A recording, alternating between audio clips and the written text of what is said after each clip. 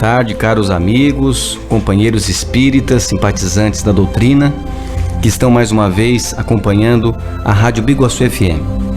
Estamos iniciando mais um programa Conhecendo o Espiritismo.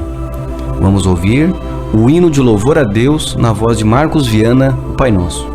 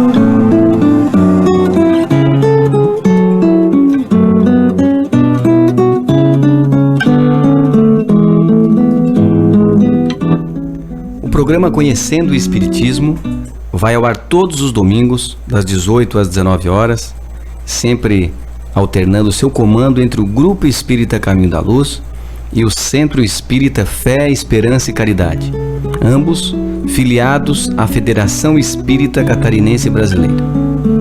O programa de hoje está a cargo do Grupo Espírita A Caminho da Luz.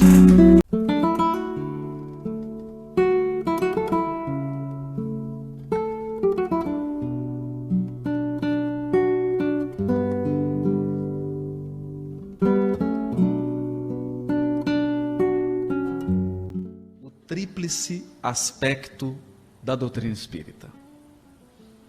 Nós sabemos, pela lavra do próprio codificador, que a doutrina espírita é peculiar, extremamente peculiar. Ela apresenta características de uma ciência, características de uma filosofia e características da verdadeira religião. Inicialmente, nós podemos dizer que a doutrina espírita é uma ciência, mas é preciso um certo cuidado ao refletir sobre esse tema.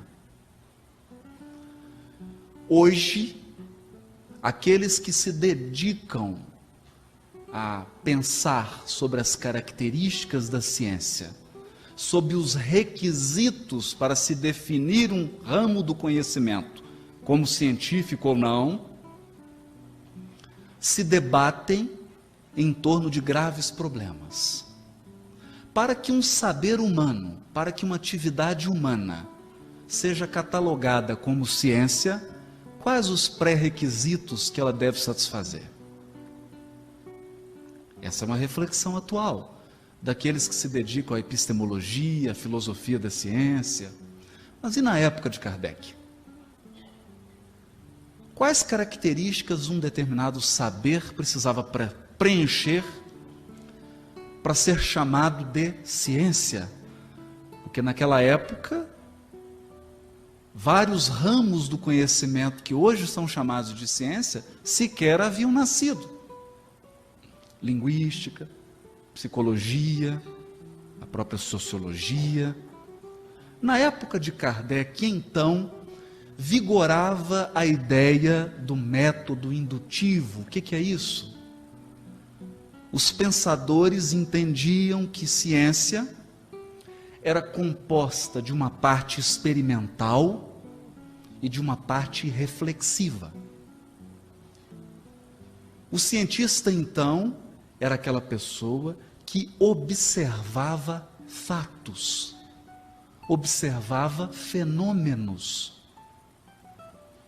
E uma vez observados esses fenômenos, ele, por um processo indutivo, por um processo de reflexão filosófica, chegava às leis que regiam aquele fenômeno. Ele tentava explicar como que aquele fenômeno acontecia, quais os princípios que regem aquele fenômeno. E por fim, ele tentava, uma vez entendendo as causas e os efeitos daquele fenômeno, reproduzir aquele fenômeno em laboratório. Era esse o conceito, então, de ciência. Mas não é hoje. Mas esse é o conceito de ciência. O conceito hoje se aprimorou, se aperfeiçoou. Permanece ainda ideias básicas, e é isso que nós gostaríamos de mostrar. Nós então consultamos um dicionário de dois grandes teóricos da área da ciência, Hilton Japiaçu e Dário Marcondes, que falam hoje sobre o conceito atual de ciência. E dizem eles, ciência é uma forma de conhecimento. É uma forma de conhecimento que não pretende somente apropriar-se do real para explicá-lo de modo racional e objetivo, mas procura estabelecer entre os fenômenos observados, olha que interessante isso, entre os fenômenos observados, relações universais e necessárias, o que autoriza a previsão de resultados, efeitos, cujas causas podem ser detectadas mediante procedimento de controle experimental. É uma definição complicada, mas nós podemos resumir o seguinte: o que faz parte dessa definição? Ciência precisa de observação de fatos. Se não tiver observação metódica de fatos, não há ciência. Segundo, ciência precisa de leis para explicar causas e efeitos. Esse é o objetivo da ciência, explicar causas e efeitos. E segundo, prever resultados, reproduzir resultados. Então, é quase a mesma ideia do passado, mas com alguns detalhes. Agora, será que a doutrina espírita é ciência? Vejamos então um texto do codificador. Um texto que está numa obra chamada O Espiritismo na sua expressão mais simples. Allan Kardec diz o seguinte: assim como a ciência propriamente dita tem por objeto o estudo das leis do princípio material, o objeto especial do Espiritismo é o conhecimento das leis do princípio espiritual. Porque não há ramo da ciência sem objeto. A astrofísica estuda o cosmos, a microbiologia estuda os micro-organismos. São objetos separados. Então, o que Kardec está chamando a atenção, para que um ramo do conhecimento seja chamado de ciência, ele precisa ter um objeto próprio. Qual é o objeto de estudo da ciência espírita? O codificador responde. O objeto especial do espiritismo é o conhecimento das leis do princípio espiritual. Ora, como este último princípio é uma das forças da natureza a reagir incessantemente sobre o princípio material e reciprocamente, segue-se que o conhecimento de um não pode estar completo sem o conhecimento do outro. O espiritismo e a ciência se completam reciprocamente. Aqui eu gostaria de chamar a atenção. O espiritismo é uma ciência? Sim. Mas ele tem um objeto próprio de estudo. Portanto, todas as ciências humanas são complementares à ciência espírita, assim como a ciência espírita é complementar a todas as ciências humanas. Eu estou querendo dizer que não existe hierarquia entre a ciência humana e a ciência espírita. Muitos acreditam que a ciência espírita tem que ser refém da ciência material, ou que a física e a biologia têm que ditar as regras da ciência espírita. Não. Elas são complementares. Vamos desenvolver isso um pouco mais. Por que o espiritismo é uma ciência própria? Porque ele possui um objeto e um método de pesquisa próprio. E aí diz Kardec no livro O que é o Espiritismo, ele diz assim: o Espiritismo é uma ciência que cuida da natureza, origem e destino dos espíritos. Não tem nenhuma ciência material que estuda isso. A física não estuda isso, a biologia não estuda isso, a psicologia não estuda isso. Esse é um objeto próprio da doutrina espírita. Só ela estuda isso, a natureza, a origem e destino dos espíritos, tanto quanto as relações do espírito com o mundo corporal. A doutrina espírita estuda qual a relação do espírito com a matéria, e ao estudar essa relação, ela se torna amiga de todas as outras ciências, amiga, não escrava. As ciências materiais trazem estudos sobre a matéria e o espiritismo alimenta as ciências com as suas conclusões acerca do mundo espiritual, dos espíritos. É um trabalho complementar. E o aspecto filosófico? Onde entra o aspecto filosófico? Mais uma vez, pedimos ajuda do Japiaçu e do Marcondes, dois autores estudados nas academias, e a coisa mais difícil do mundo é definir filosofia. Por incrível que pareça, a maior dificuldade é definir o que é filosofia. Por quê? Existem tantas definições quanto o número de filósofos. Se você colocar 3 filósofos numa sala, você tem 4 definições de filosofia. Esse é um problema.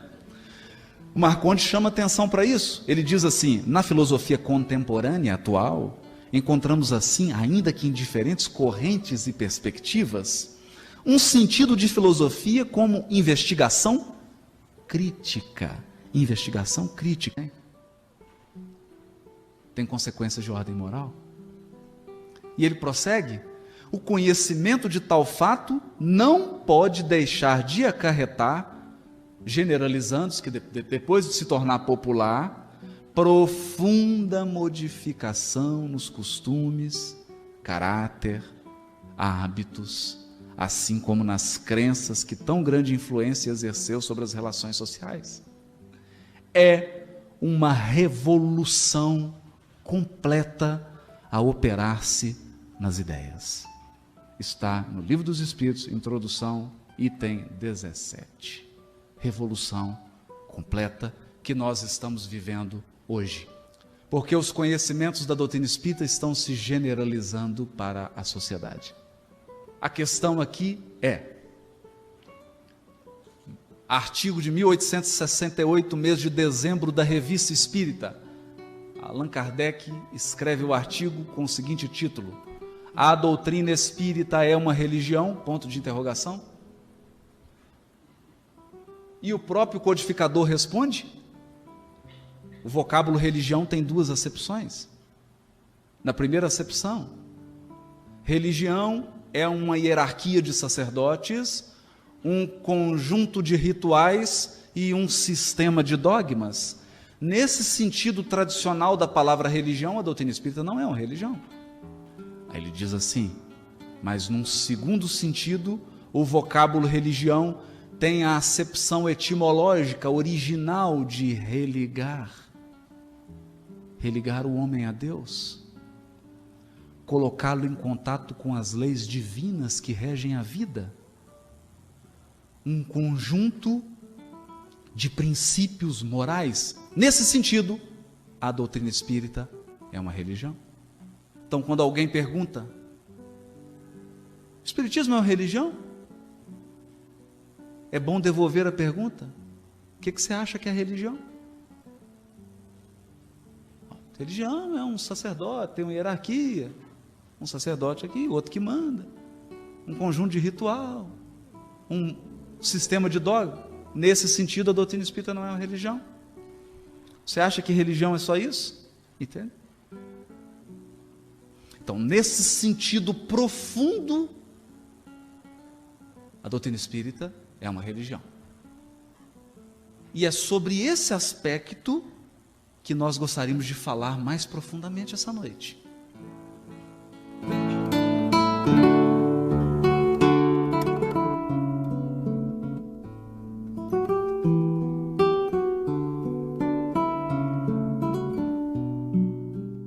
Emmanuel, Espírito.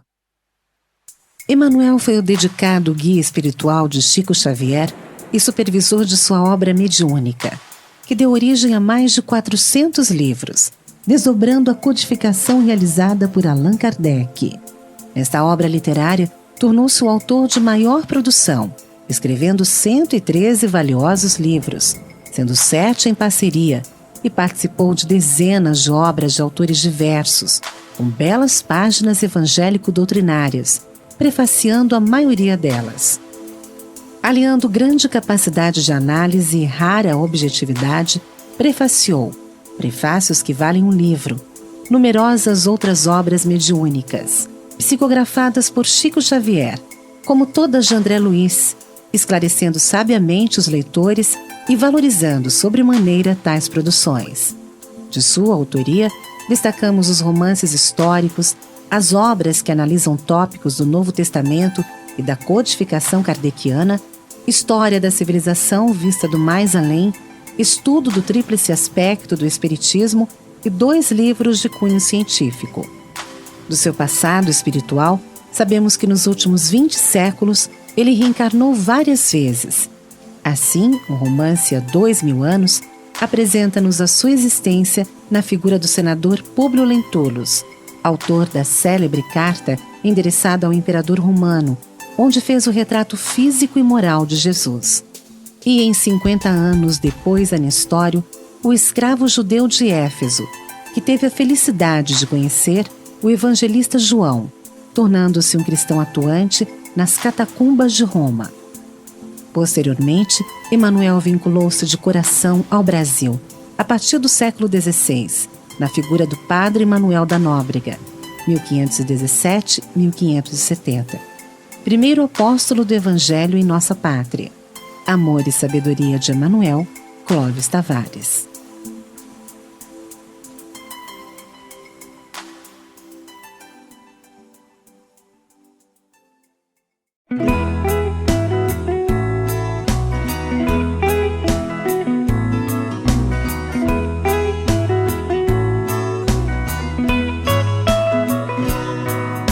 Jesus havia dito que seria preciso lembrar as coisas que ele disse e o homem não soube entender, que o Consolador enviaria para melhor explicar e para a humanidade outras lições ele iria trazer. De modo figurado muita coisa Jesus explicou. O homem orgulhoso muitas delas não quis aceitar. Então era preciso que o tempo passasse também e amadurecessem as ideias para ele chegar.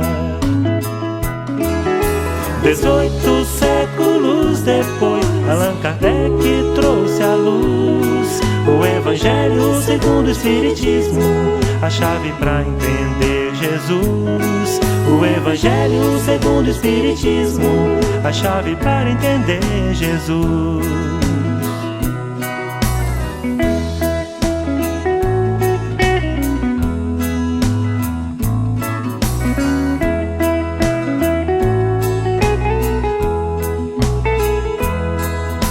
Que o Consolador enviaria para melhor explicar, e para a humanidade outras lições ele iria trazer. De modo figurado muita coisa Jesus explicou. O homem orgulhoso muitas delas não quis aceitar. Então era preciso que o tempo passasse também e amadurecessem as ideias para ele chegar. 18 séculos depois, Allan Kardec trouxe à luz o Evangelho segundo o Espiritismo, a chave para entender Jesus. O Evangelho segundo o Espiritismo, a chave para entender Jesus.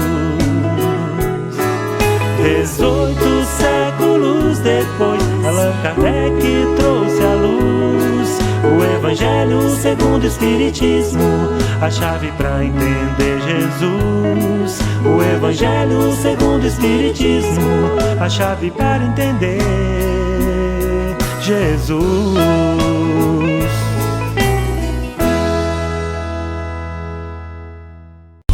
Na 98 FM, programa Conhecendo o Espiritismo.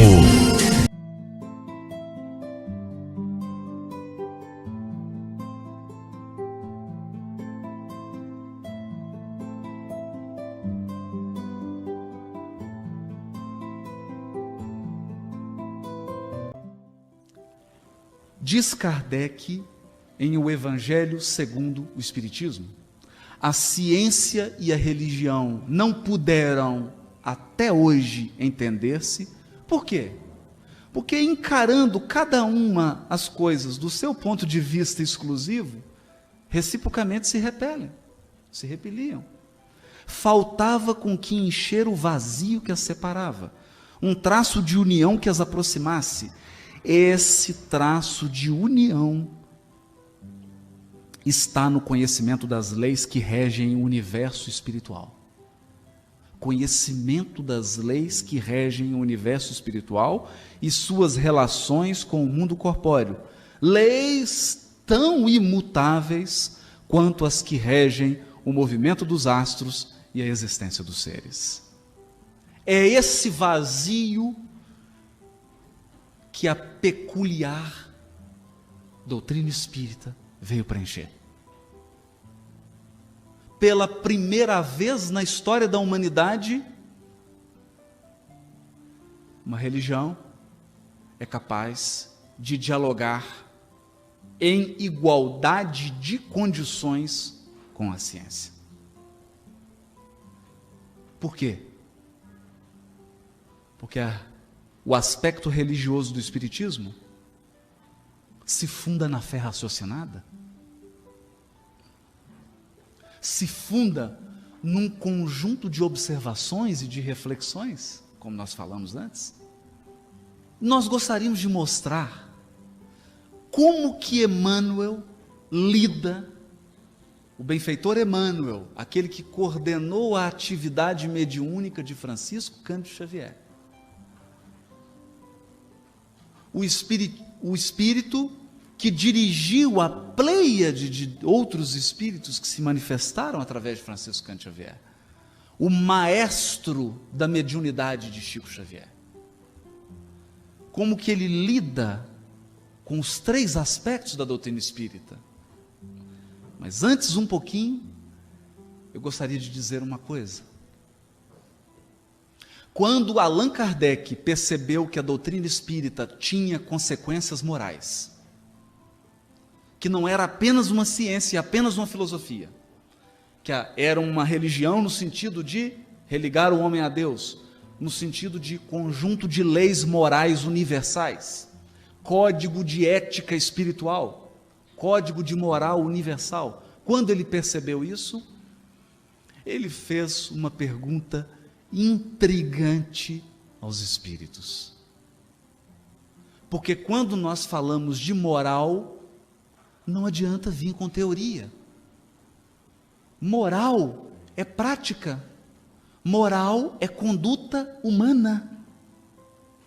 E quando eu falo de conduta humana, nós raciocinamos em cima de modelos de conduta. Então Kardec faz a genial pergunta 625. Qual o tipo mais perfeito que Deus tem oferecido aos homens para servir de guia moral e de modelo de conduta? Qual o tipo mais perfeito? Ele não perguntou qual o tipo bom, qual o tipo ótimo, não. Porque nós podemos citar vários modelos ótimos de conduta. Gandhi, Buda, Madre Teresa de Calcutá, o próprio Chico Xavier, são modelos de conduta que nós apreciamos. E quantos Sócrates, e quantos vultos da humanidade se transformaram em modelos de conduta, porque quando você pensa em moral, você tem que olhar para alguém e observar como ele age. Como ele age. Mas Kardec perguntou, qual o tipo mais perfeito? E os espíritos responderam, Jesus. Kardec então deve ter pensado, então, a religião espírita tem laços profundos com o cristianismo. Sim, tem laços profundos. Qual o modelo de conduta do espírita? Jesus. Bom, onde eu encontro informações sobre Jesus? Nos evangelhos? No Novo Testamento? E ele deve ter pensado assim, mas estou numa situação difícil agora, porque existe a corrente da Igreja Católica, que também é cristã, existe a corrente protestante, que também é cristã, existe a Igreja Oriental Ortodoxa, que também é cristã, e existem tantas correntes de cristianismo, e agora eu estou numa situação difícil, porque eu observei fenômenos, cheguei a leis universais, e essas correntes cristãs não sabem que a alma é imortal, não sabem que a alma reencarna. Então, deve ter se desenhado à frente de Kardec o trabalho gigantesco que o esperava. Ele teria que reinterpretar todo o cristianismo à luz da ciência e da filosofia espírita. Livro dos Espíritos, 1857, 58, 59, 60, 61, 62, 63, 64. 7 anos de reflexão. 7 anos de meditação do codificador em cima do Novo Testamento. Consulta aos espíritos que o orientavam. Como que eu entendo isso? Eu estou lendo isso no Evangelho e não estou entendendo. E os Espíritos esclareciam. Até que em 1864 ele publica a obra O Evangelho segundo o Espiritismo. Uma leitura do Evangelho à luz da doutrina espírita, que é uma leitura ímpar, sem igual. É um acontecimento histórico. É uma perspectiva absolutamente nova. Emmanuel, então, sabedor dessas características, sabedor de que o Espiritismo é a revivescência do cristianismo. O Espiritismo é o cristianismo redivivo. Trabalha como? Faz uma releitura do Novo Testamento à luz da doutrina espírita. Então, vejamos algumas passagens. Mateus capítulo 13, versículo 3. E falou-lhes muitas coisas por parábola, dizendo: eis que o semeador saiu a semear. Que semeador é esse? Parábola do trigo e do joio. Mateus capítulo 13, versículo 24. Propôs-lhes outra parábola, dizendo: o reino dos céus é semelhante ao homem que semeia boa semente no seu campo. O que é reino dos céus? O que é reino dos céus? À luz da doutrina espírita. O que é semeador? Parábola do grão de mostarda, Mateus capítulo 13, versículo 31. Outra parábola lhes propôs, dizendo: o reino dos céus, de novo, é semelhante a um grão, uma semente de mostarda, que um homem, pegando desse grão, semeou no seu campo. Pois bem, nós temos várias palavras aqui: semeador, reino dos céus, grão, semente, campo. O que é isso à luz da doutrina espírita? Qual a contribuição que a doutrina espírita tem para nós compreendermos isso?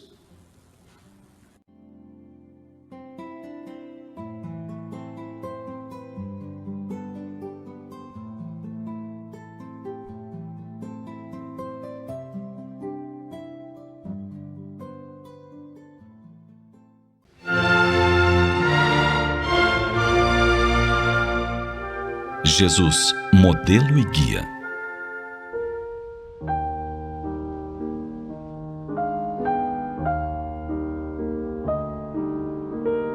A referência. Todos precisamos de referências para saber como agir. Desde criança, nossas ações são influenciadas profundamente pelos referenciais que temos mais próximos de nossas vidas. Entendemos hoje que a família é o primeiro modelo de comportamento que o infante tem à sua disposição e que será de suprema importância em seu desenvolvimento. Foi assim que, entendendo esta característica humana milenar, Allan Kardec, iniciando a exposição das leis morais em sua obra-prima, O Livro dos Espíritos, inquiriu a espiritualidade. Qual o tipo mais perfeito que Deus tem oferecido ao homem para lhe servir de guia e modelo? Há sabedoria na pergunta kardeciana, que inicialmente vê como indispensável termos referencial, e depois na solicitação de um tipo mais perfeito. Sim, precisamos ter um guia e modelo acima de todos os outros. Um inquestionável, que apresente todas as características possíveis de perfeição. A resposta dos Espíritos é muito clara e objetiva: Jesus. Logo em seguida, o professor Lyonès faz um comentário esclarecedor. Para o homem, Jesus constitui o tipo de perfeição moral a que a humanidade pode aspirar na Terra. Deus nos oferece como o mais perfeito modelo, e a doutrina que ensinou é a expressão mais pura da lei do Senhor.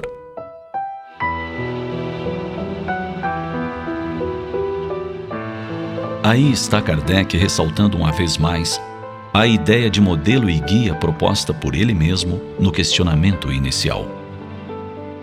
Faz-se mister que diferenciemos didaticamente estas duas características desse mestre maior, para que nos aprofundemos mais nas reflexões. O que podemos entender por modelo? Modelo seria uma forma típica para se reproduzir ou imitar. Para os pintores, escultores, o modelo é a figura a ser copiada ou a referência única de inspiração para se compor uma obra. No mundo da moda, os modelos são padrões de beleza ditados por esta ou aquela corrente, neste ou naquele momento da história. Entender Jesus como modelo é perceber em seus atos, em suas atitudes, na maneira como procedeu nesta ou naquela situação, uma referência atemporal a ser imitada. Quando o Mestre proclama heróico: "Tomai sobre vós o meu jugo, e aprendei comigo que sou manso e humilde de coração", ele nos diz: percebam minha mansidão ao enfrentar as adversidades da vida. Mirem-se na minha humildade, virtude que já tenho conquistada, para que vocês construam a sua. Em outra feita, quando nos momentos finais de sua vida na terra, pede ao Pai Maior que compreenda os que o estavam assassinando. Ele exemplifica o perdão incondicional. Nas entrelinhas poderíamos ler: inspirem-se no meu exemplo. Estou compreendendo, perdoando aqueles que me matam. Façam o mesmo.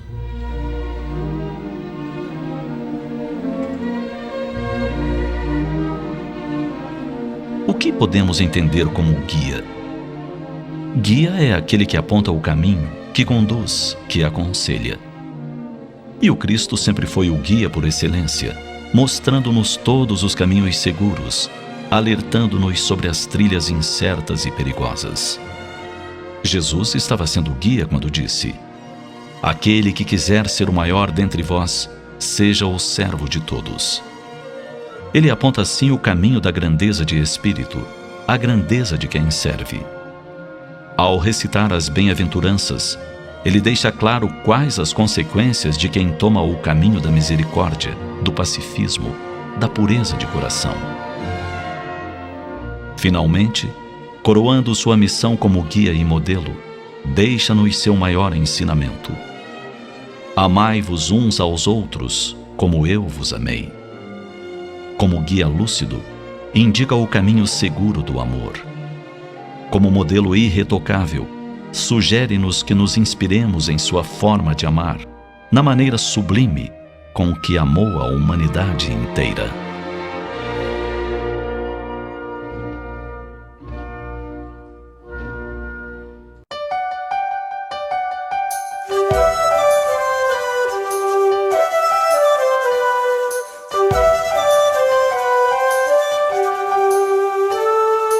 Sobre os milênios terrestres, apesar das guerras sangrentas, calamidades, contendas, da luta que se renova,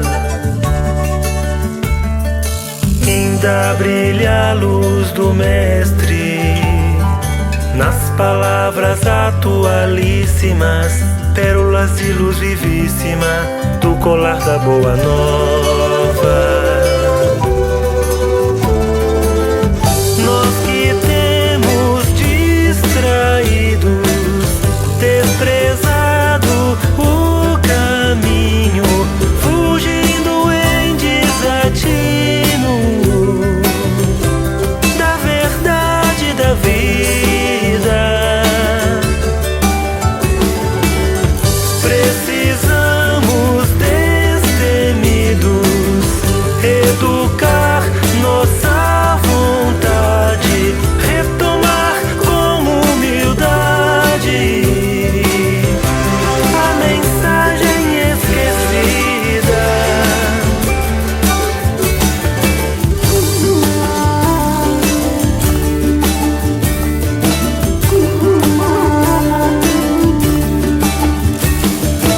O Evangelho do Cristo não é só livro de prece, é a lei que o mundo carece, roteiro pro dia a dia,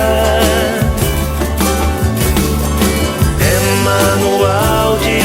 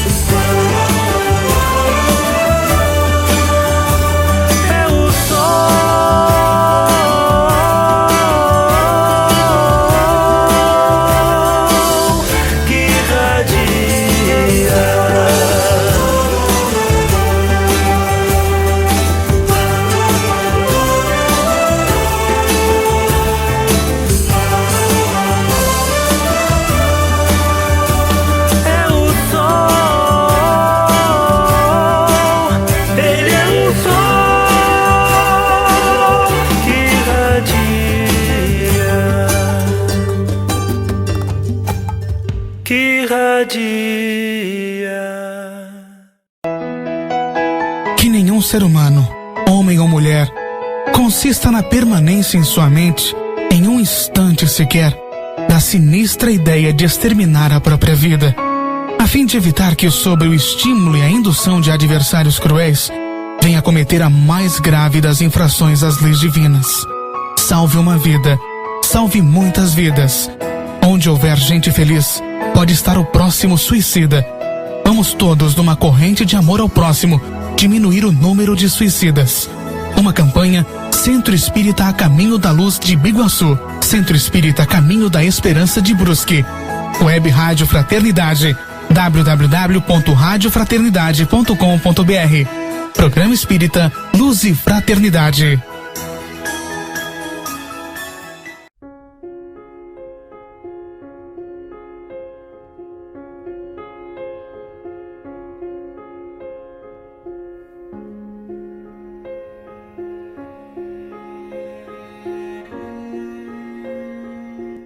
Nós vimos o que a doutrina espírita pode oferecer na compreensão do Evangelho. E agora, no último tópico, nós gostaríamos de mostrar Emmanuel fazendo um casamento do tríplice aspecto da doutrina espírita. Ele vai utilizar ciência espírita, filosofia espírita, religião espírita, que é Evangelho, para interpretar um fato da nossa intimidade. Humildade. O que ele diz? A ausência de humildade está no Pensamento e Vida, capítulo 23. A ausência de humildade em nós gera enquistamentos de sentimento. Quando você não é humilde, você desenvolve tumores no sentimento. Alguns tumores: egoísmo, vaidade, orgulho, cobiça. Como você não é humilde, você começa a ter esse sentimento de orgulho. Você não tem humildade, você começa a desenvolver sentimento de cobiça. E aqui, só isso já daria um seminário, para entender como que a falta de humildade está na base da cobiça. Como que a falta de humildade está na base do egoísmo. Mas ele prossegue. Uma vez formadas esses tumores no sentimento, eles se transportam para o psiquismo humano, geram uma tensão psíquica. A falta de humildade gera uma tensão psíquica, que se manifesta como? Desespero, ciúme, despeito, intemperança.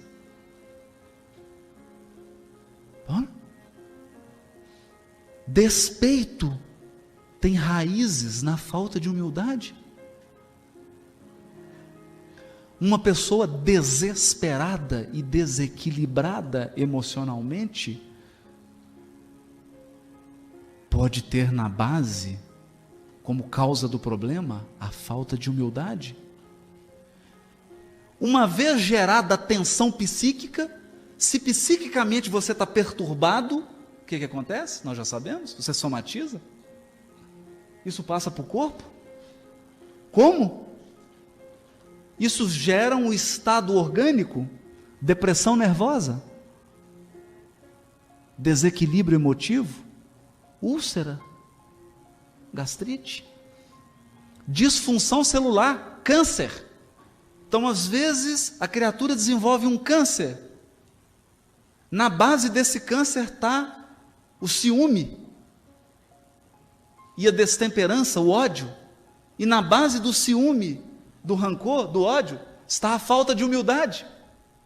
E quando nós subimos aqui e dizemos para as pessoas: eu vim falar de Evangelho, algumas pessoas riem. Alguns pensam assim: esse rapaz tem cara de pastor. E ele está achando que isso aqui é uma igreja. Ele veio fazer uma pregação. E aí nós selecionamos uma passagem do Evangelho, ou várias, e começamos a abordar o tema humildade. E alguém pode pensar assim: que coisa piegas, que religiosismo, estou sentindo até um cheiro de sacristia. A questão é, quando o Evangelho é interpretado à luz da doutrina espírita, e alguém sobe aqui para falar de humildade, ele está fazendo terapêutica contra o câncer. É isso que o Emmanuel está dizendo. Na base de um câncer pode estar um enquistamento decorrente da ausência de humildade. No hospital psiquiátrico, quantas pessoas estão lá em tratamento? Perturbadas, desorganizadas mentalmente. Por quê? Porque na base do problema há um desajuste moral decorrente da ausência de alguma virtude. Pode ser ausência de humildade, pode ser ausência de confiança em Deus, pode ser ausência de serenidade, pode ser ausência de amor ao próximo. Inicialmente, você desvaloriza essas virtudes morais, porque você está numa vida corrida, você não tem tempo. Você fala, isso não é importante, isso é discurso religioso. E quando você se vê, começa a gerar enquistamentos no seu sentimento, você começa a ter problemas no seu trabalho, você começa a ter problemas na sua vida conjugal, você começa a ter problemas na relação com seus filhos. De repente você começa a ficar uma pessoa descontrolada no trânsito, você começa a perder o controle emocional, surge então uma tensão psíquica, e isso acaba se transformando num problema orgânico. Pois bem, quando os espíritos superiores dizem que Jesus é o médico das almas, isso não é poesia. Isso não é poesia. Isso é ciência espírita. Isso é filosofia espírita. E isso é a religião espírita. A doutrina espírita no seu tríplice aspecto, ajudando-nos a compreender algo que eu aprendi hoje ao conversar com a psiquiatra do hospital, me dizendo que chegou um caso de um jovem viciado em drogas no hospital, perturbado, em busca de tratamento. Ele foi atendido pela equipe espetacular, multidisciplinar que existe no hospital. Mas o que eles perceberam? Espiritualmente, o pai desse rapaz que estava desencarnado, que era alcoólatra,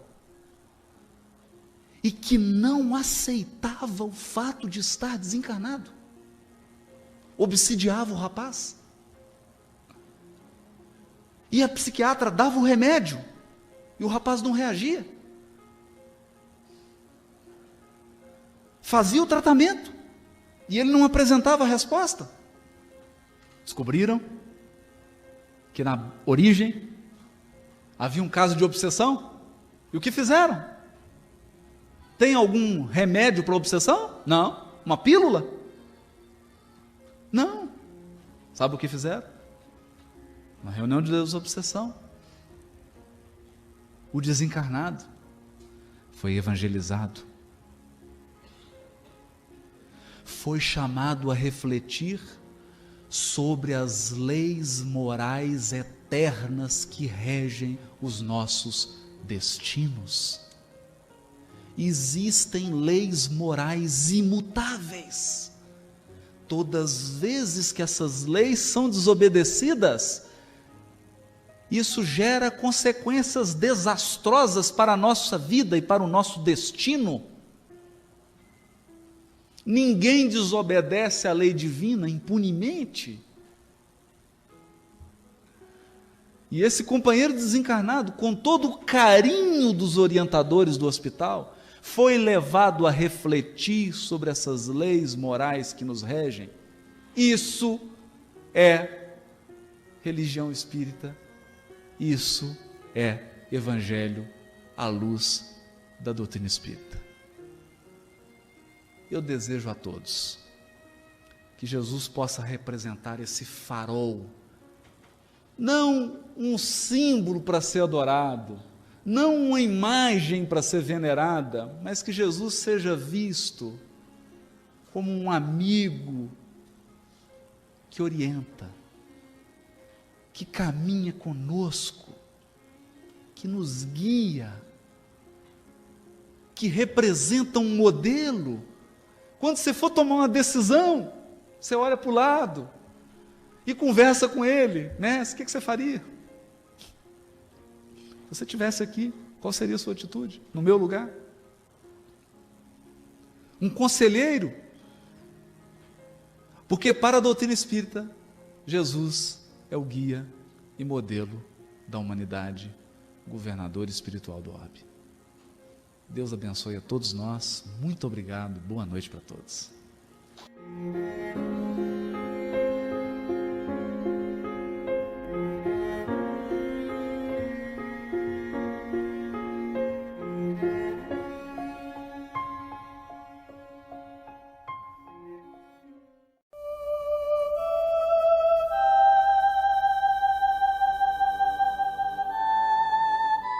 Herdeiro de Deus, considerando-se a tua ascendência divina, já te deste conta de que és herdeiro de Deus?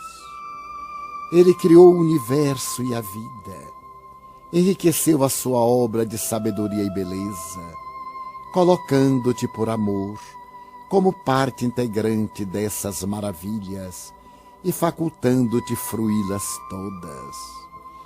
Por direito natural, possuis tudo que é dele, bastando somente que desenvolvas os dons em ti latentes, a fim de que possas desfrutar de toda essa opulência e grandeza. Amado por Deus, és também herdeiro das ideias sublimes, que te proporcionam conquistar espaços, penetrar o mecanismo da vida, e decifrar os enigmas desafiadores que te aguardam. O teu dever é fazeres-te receptivo ao pensamento divino em tudo e em todos presente, de modo a captá-lo e pô-lo em ação à medida que o conquistes. Dispões de todos os bens e poderes que estão ao teu alcance. Todavia são importantes, se não imprescindíveis para lográ-los, a confiança e a fé, bem como o esforço para desdobrares as capacidades adormecidas em ti, mediante as quais saberás usar esses tesouros com edificação e integridade. Tudo o que te falte não é valioso, porquanto o essencial à vida é a sabedoria para conduzi-la, a fim de conseguires não apenas coisas, se não lograres a plenitude e abundância que o teu direito de herdeiro põe à tua disposição.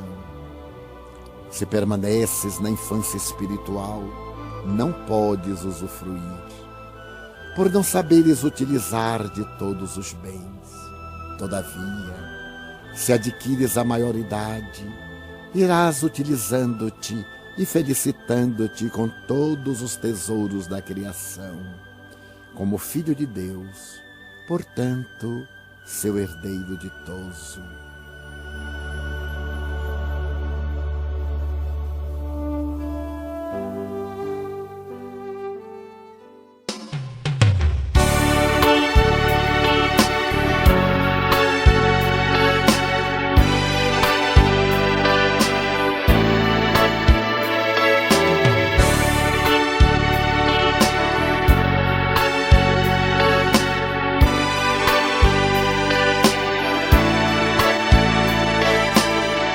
Louvado seja, Senhor,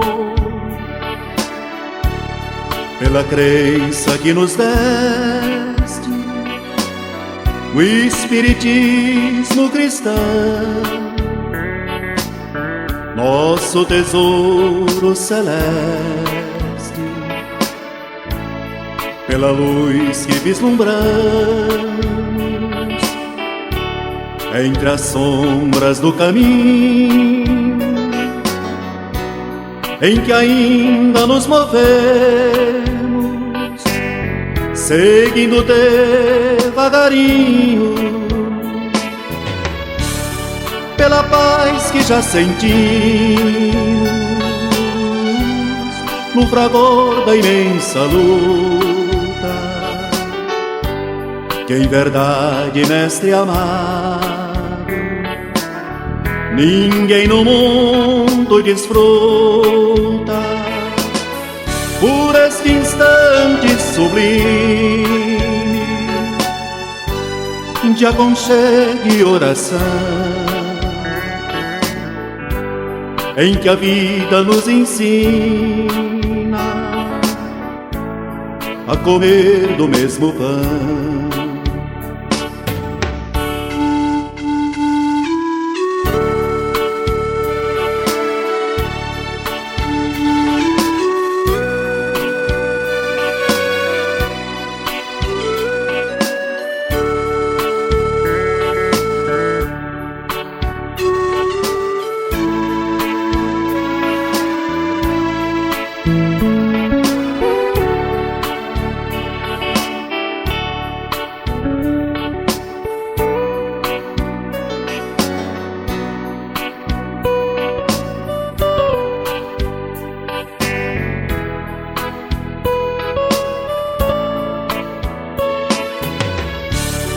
Pela paz que já sentimos no fragor da imensa luta, que em verdade, mestre amado, ninguém no mundo desfruta por este instante sublime de aconchego e oração, em que a vida nos ensina a comer do mesmo pão. Pelas flores no jardim, pelo sol sobre o telheiro e a orquestra dos passarinhos cantando no abacateiro, e por tudo que nos dás, em nome do excelso amor, eis que ainda te pedimos, louvado seja, Senhor, pela paz que já sentimos no fragor da imensa luta, que em verdade, mestre amado, ninguém no mundo desfruta por este instante sublime de aconchego e oração, em que a vida nos ensina a comer do mesmo pão, em que a vida nos ensina a comer do mesmo pão.